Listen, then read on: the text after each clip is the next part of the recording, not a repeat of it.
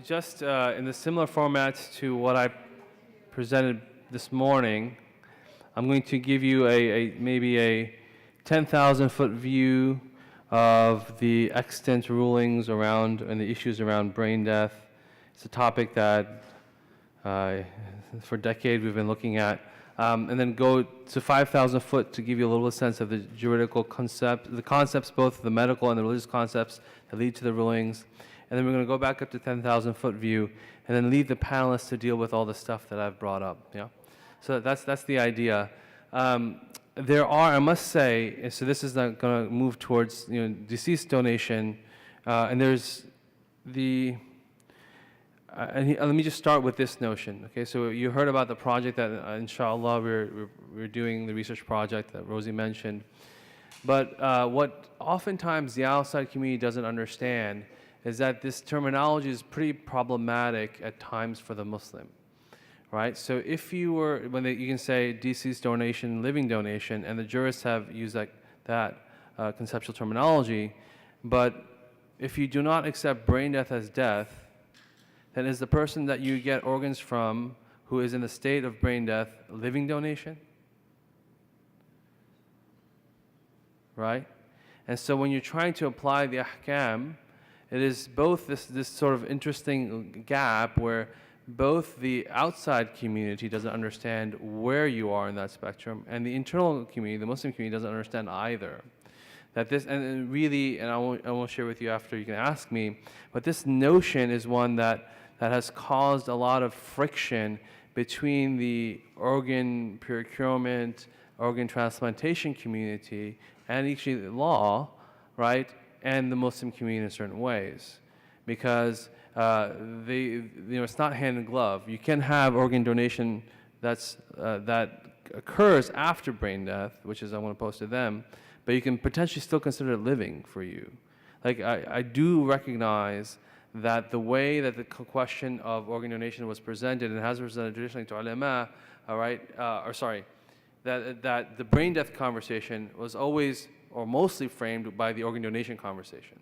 That we need this entity, scientists are telling you about this entity, and the idea was that, well, if we create or accept this entity as a legal definition for death, then we can have organ procurement. But that strategy has also backfired, right? And so I'm not going to disentangle that for you, but I'm telling you that this is a really fractious topic, and conceptual terminology is all important in the framing. So with that, I'm going to kind of proceed down this pathway and offer some comments to how to maybe resolve these notions. So the objective in this talk is to understand the relevant medical concepts pertaining to brain death and their implications in everyday care, and then also to kind of make you aware about the different Islamic rulings on quote-unquote brain death and how this relates to the topic of organ donation. So you remember Suhaila and Sharif, right? So now we have Yusuf and Suhaila. So Yusuf is a 70-year-old male who had a car accident, and he was declared brain dead, whatever that means, in the hospital. Suhaila, alhamdulillah, she actually did get that organ from her brother, and then she survived to being 77 years old. She's married to Yusuf, and they have 4 adult children together. So Yusuf's doctor informs his wife, Suhaila, that further treatment is futile, and asks whether they, meaning herself and her husband, ever had talked about organ donation. Okay? And you must know, and I prefaced this yesterday, but I'll repeat it again, that everybody in the United States has to engage with the question of organ donation.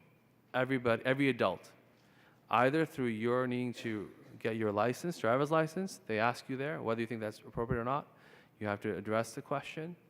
And perchance, if you're in a state of dying in the hospital, there will be a question asked by the team members about whether you are eligible to be a donor, right? And OPOs at times are mandated to ask that when there's a certain criteria met or to engage in that conversation. So this is something that we have to resolve and think about. Okay, so the first part is to introduce the relevant medical and juridical conceptions of brain death. And then the second part is talk about that and organ donation, the conversation between brain death and organ donation in the Muslim communities. So in the spectrum of end-of-life care decisions, right, there are about 2.5 million deaths that occur in the United States every year. About 500,000, a quarter of them, 20% of them are sudden deaths, strokes, heart attacks, car accidents like the one we just presented. But about 2 million, the vast majority, are what we call, and one of my mentors, Mark Siegler, calls negotiated deaths. Right? They're negotiated. It involves foregoing or withdrawing life support by the patient themselves or their surrogate. Right? That is the bulk of how dying or death occurs in the United States.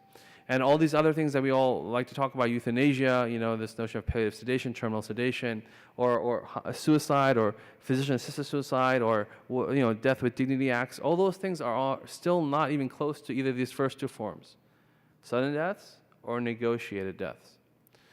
And that's what dying is today. This is a stark choice for our community, for many individuals. If you are lucky, you have this choice, that you will pass your final moments either hooked up in the hospital like this, or perhaps you might be able to be at home with your loved ones.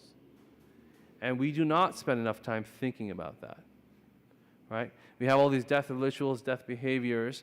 We talk about, Rasulullah tells Muslims, right, to remember the destroyer of tastes, right, death all the time, but we don't think about it. We might think about it in dua, but preparing for it is something that we often neglect, given that we think it's so far off, but we know that's the one certainty we have. So in any case, that is what dying is today.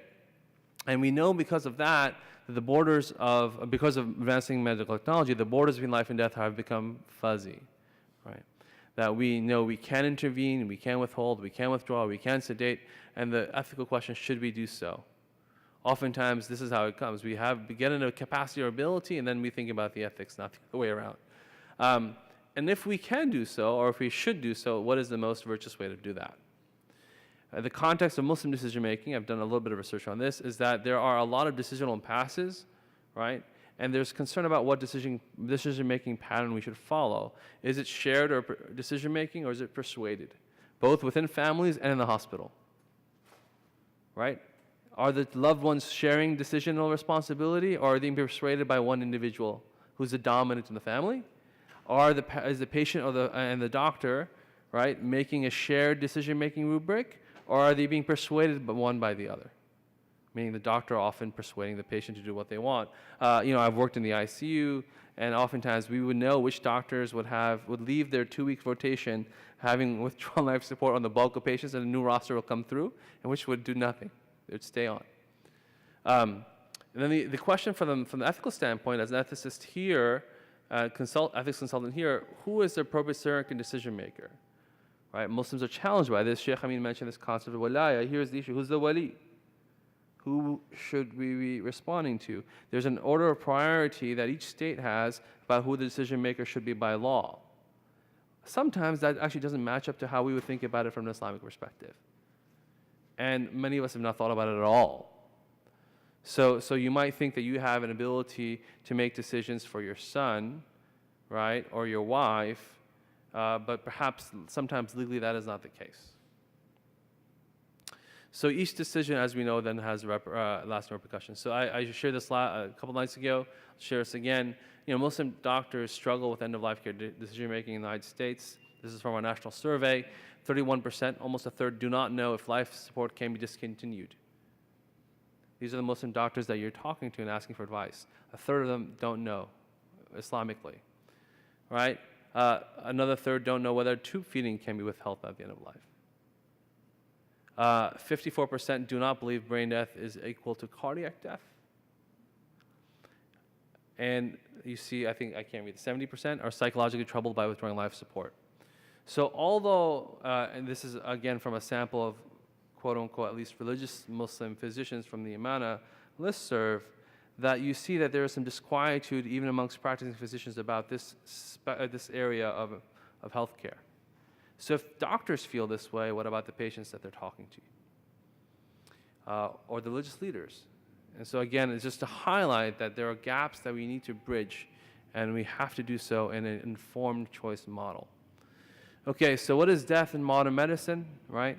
Before we get to the troubled notion, the misnomer of brain death, well, the legal definition in the United States, all 50 states now have adopted one form or another of the Universal Declaration of Death Act. It are two forms: the irreversible cessation of circulatory and respiratory functions, or the irreversible cessation of all functions of the entire brain, including the brain stem. So different from the UK. This is how the United States thinks about it, whole brain.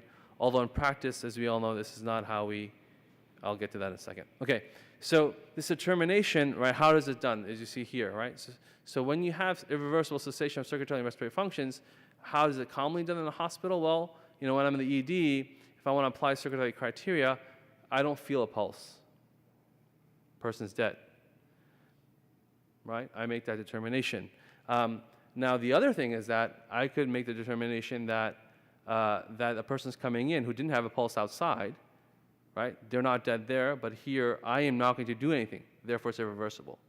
They're dead.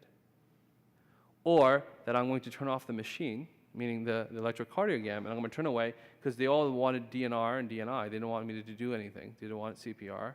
So they might have a pulse every 30 seconds, but it's not physiologically pumping, providing blood pressure. So I'll turn off the machines. They're dead. So this is not a notion just of physiological ability, right?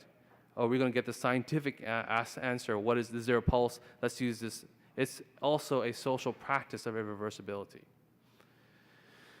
Now, brain death, or which is the misnomer, what we would say, and the President's Commission of the United States now says we should use these terms, the neurological criteria for death, right, have three major criteria here: apnea, no breathing drive, absence of brain stem reflexes, and what we call coma, right? That meaning that there's no responsiveness to stimuli outside the world. Now, there are many different criteria that are used in different hospitals to determine someone has reached that physiological state, but these are the three sort of large markers of that, okay? But there are, again, criteria for death. And I think at that register, we need to use the same terminology when we think about it from an Islamic legal perspective, right? What are the signs of death, as you heard earlier today? Now, the misconceptions, and this is important for us to all know, so this is one of the money slides, is that brain death does not equate to total brain failure. Many juridical academies in the past had this misconception. Even some jurists said that, oh, the brain dead person is like a person who has his head cut off. This is a misunderstanding of what that is, right? We know that the pituitary gland, the hypothalamus, can continue to function. We know that people or patients in a brain dead, quote unquote, state, we can induce labor, meaning we can give them things to make them induce labor. So there is some reactivity to that state. So that's one thing. It's not total brain failure. Something might still occur there. Does brain death diagnosis mean irreversibility of brainstem reflexes? In the United States, this is what we test. Well, no. We know that from large studies. Japan, for example, didn't accept brain death for 8 years. And we know that in Saudi Arabia, there are places, and even in Qatar now, where people are maximally supported through brainstem death because people have the financial capacity and the technological purview to do so, that some function can return. Some reflexes can return. And I want to clarify, not consciousness, not response to stimuli, but some marker of brainstem reflexes can return.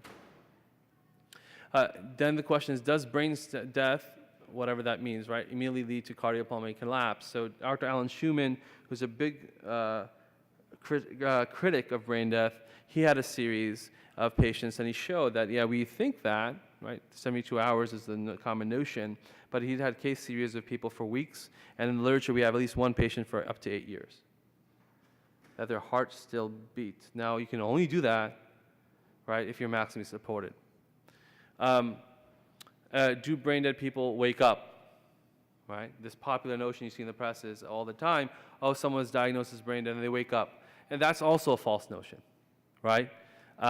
Firstly, that's just like a fatwa. You'll hear the most exceptional one. You won't see the normal what's happening. So most people have withdrawal life support, right? Others have cardiac collapse. So the majority, they are going to expire, right? And these sensational reports are often misdiagnoses. Clinically, just misdiagnosed. So a neurologist didn't make the determination, someone else did, or there was the person had taken a lot of drugs that can mask signs, right? They're in a depressed state of consciousness. There were just errors made in diagnosis that become sensationalized and popularized for various reasons. But these are the common misconceptions, right? So what brain death is a prognostic entity, right? It sort of it means that there's a loss of the critical functions of the brain. Now we judge the critical functions as those that help respond to stimuli around the world, right? That there's an interaction happening with the world around them, that there's awakeness and alertness. That's what it means. And it is truly a prognostic entity that masquerades as a diagnostic entity. The prognosis of an individual as brain dead is know that at the current state of medical technology, maximally supported, we know we are unable to restore them to a functioning that they can respond to stimuli in the world, period. That's what it is. It's a prognostic entity. It is not a diagnostic one because every diagnosis has an error rate inherently, right? And people can misapply them. So again, just to underline, because this is the panel you're going to talk about organ donation after this, or deceased organ donation. This is, we have to have an accurate conceptualization, that you have to understand the state before you start making ahkam about it. So it is not a reversible cessation of all functions, rather it's a prognostic entity. All right? Yeah? Okay. So now let's think about death in Islam. You can talk to the fuqaha about this in a second, but how was or is death traditionally conceived of Islam? All right, so this metaphysical reality is the removal of the soul. You heard about that yesterday. You heard about that earlier today. It's determined by various signs. Some would argue these are urfi signs, others argue other things. But in any case, these are legal thresholds for declaration of death, right? For certitude of this person is now passed away, but there are doors to allow for certain things to happen. And the term, yes? Inclination of the nose. In the traditional fiqh manuals, there are various signs that different jurists used about what this, if this, you see this, you observe this empirically, the person has died. What, inclination of the nose, some sinking of... Okay. Slanting of the nose. So there are various signs, but the point is that there's a list of them in different books, different scholars have written about them, but the point was these are signs, right? Okay, so now, all right, so let's go back to again, Islamic bias is generated through the mediation of often doctors. So a Muslim doctor goes to Sheikh and he says, okay, what about brain death? So the Sheikh says, okay, well, the question is brain death equal to legal death in Islam? Is brain death a dying state? And do I actually know what death is, right? Is it or brain death is it a prognostic, diagnostic entity? Is death an event or a process? All right, what does this mean by reversibility and cessation? So when you're thinking about is it legal death or is it a dying state, all these terms need to be properly understood or resolved before you adjudicate this matter. Right? Sheikh al-Faqat yesterday presented, right? Is death a process or is it an event? There are different thresholds then, different ways to ascertain that, right? Do we understand the difference between prognosis and diagnosis? I remember sitting with people, scholars, and they just couldn't understand that concept. They just couldn't understand it because it was not part of their vocabulary. And what I just mentioned to you about this notion of reversibility could be physiologic, but it could also be because I'm not doing anything, right? That also becomes problematic at times. So you must understand that. And oftentimes the doctor comes into all this conversation with what? Which is fine. People can benefit from those organs. But as I presented earlier, the first talk, right, human benefit in terms of here in this life is not the only thing that jurists consider. There are multiple registers within which they have to operate, and we must respect that process. Okay, so the legal status of brain death, here's just a synopsis, and I'm just putting that there. The paper, I think, is in your packet. But here's how Islamic Juridical Councils, now this is dated a bit, looked at brain death, right? And I think the last one is from 1996, right? But you see here, the point of this slide is that some said brain death is not death, does not satisfy the legal criteria for death in Islam. Some said that, right? And then some said brain dead person is alive. Others said, yes, it does clear that threshold marker, right? But they weren't clear about whether death was, that the criteria met was for legal death or for this notion of a stable life, meaning a dying state. So that was the question. I'll show you what that means in a second. and you mentioned it the other day, like the harakat al-mazmuha, right? The person, the movements of an individual who is already in a dying state, that the life is not fixed. Okay, so two illustrative examples of this, of juridical academies that brought together jurists of preeminence and physicians of preeminence to come together and debate this, occurred in the late 90s, and they came out with different conclusions. Interestingly, some of the same jurists were at both events, but their pronouncements were different. Okay? So what goes behind that fiqh council? Sheikh Zulfikar is not here, but I'll tell you it's quite an interesting process of what happens at that fiqh council meeting. And ask me about it later, but find him. But in any case, so the OICF, Islamic Academy of the Organization of Islamic Cooperation, I think that's the name now, determined that brain death is legal death, and they specifically said that all vital functions of the brain have ceased irreversibly, and the brain has started to degenerate. That was how they classified it in their determination. The Islamic Organization for Medical Sciences, based in Kuwait, again, some of the same fuqaha went to that meeting, declared brain death to be a state of unstable life, right? And they said, and this is how they qualified it, if a person has reached brain stem death, some of the rulings of unstable life apply, particularly in that conference, it was about withdrawal of life support, that becomes permitted, okay? And I would argue, actually, you don't even need that state to withdraw life support. You can be much earlier. So how do they come up with this, right? So let's look at this fatwa. So Sheikh Muhammad Naimi Yassin, he's from Jordan, preeminent jurist. He's still active in the juridical circles. I think in November, he's at a conference presenting on palliative care, I think in terminal sedation in Islam. So he's maintained for the last 20 plus years an interest in this area. He said that there's no clear scriptural basis for the moment of death in the Islamic sources, right? That specialist knowledge, as well as custom, urf, provided indicators of death. That's how it was always the case within the Islamic tradition. Therefore, he drew upon a precedent of an analogy to criminal law, where I think this was presented earlier yesterday, this notion of someone on the battlefield, if someone wounds someone, right, and dies, and then someone wounds someone and they're about to die and someone else comes along and hits them again, strikes them again, who is culpable for homicide? The person who delivered the moral wound, or the person who delivered the wound that was the proximate cause of death? You get it? So there was a period where this person now has sustained a mortal wound, he's bleeding out, but is not dead, and then the person comes along and cuts their head off. Who's culpable? Does that make sense now? The person who cut the head off, or the person who struck him so that he's going to bleed out and die? So these were the notions that's mentioned, and he sort of makes the argument that the linkage of death penalty of had, in this case, was linked to causation of the mortal wound, which is probability based, right? And you have to determine whether the life was fixed or not fixed. So that's the term of a dying state.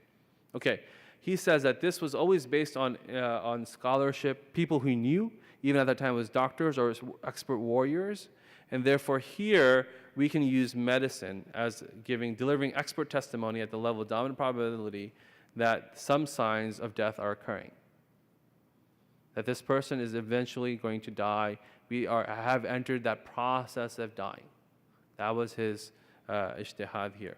So he said brain death meets the legal threshold as an indicator of death having occurred in Islam. All right?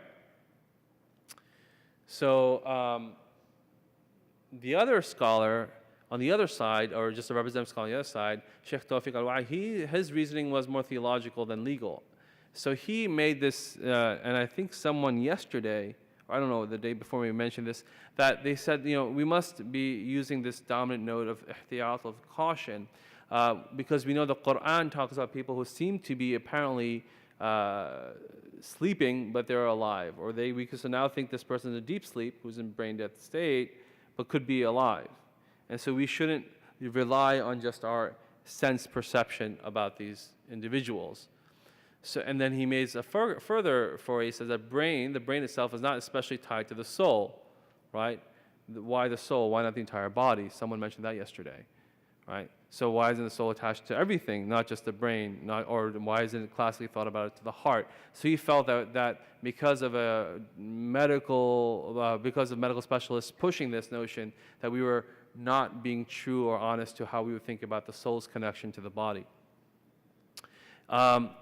then he mentioned the thing that you heard today from both myself and others, that the body has sanctity even without the soul. So that doesn't mean that even if we accept that brain death, that a person is dying, that doesn't mean that there's no hurma there. Okay, so that was his real theological reasoning, but then he drew upon this concept within Islamic law, istishab, that if a state is known to exist, you are required to see whether there is certainty of that state not existing to overturn the fact that the state doesn't exist anymore, right? So in this case, you presume the living until you know that signs of death are clear and certain.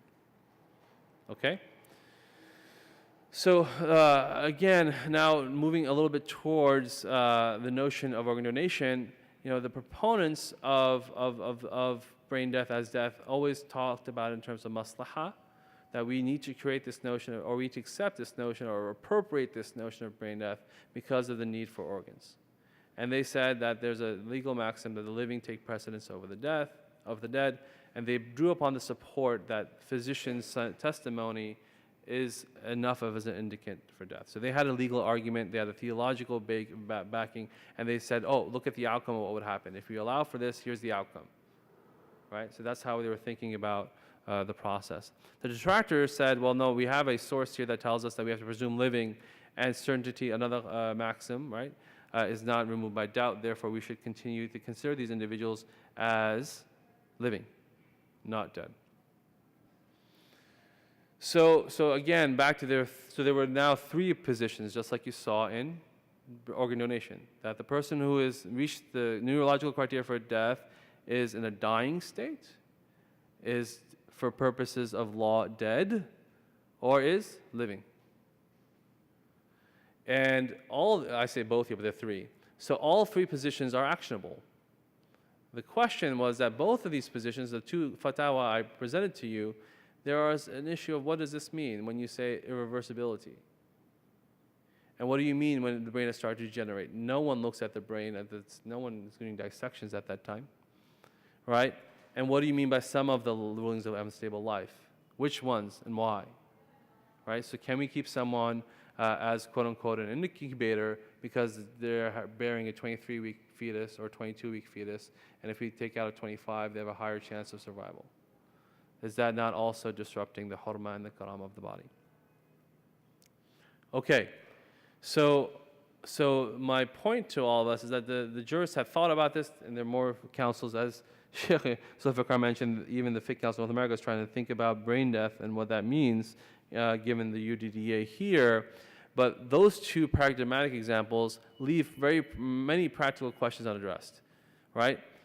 Brain death protocols don't check for degeneration, as I said, brain degeneration.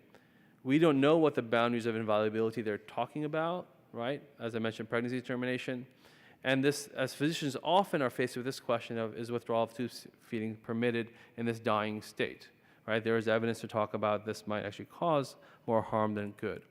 So in the end, when in this conversation, these patients, Sohaila and Yusuf here, and Yusuf in this brain dead state, and the doctor's asking, well, have you talked about organ donation? Implicit in that is, have you talked about what you think brain death means? Right? Which we often forget about. And that's why this came at the end. Because everyone talks about organ donation, right? But this is intrinsically related and linked. So with that, inshallah, I'm going to let the ulama, fuqaha, give you more clarity. But I hope I left you in a sense and with some understanding of what the debates were and what they might be. Jazakallah khair.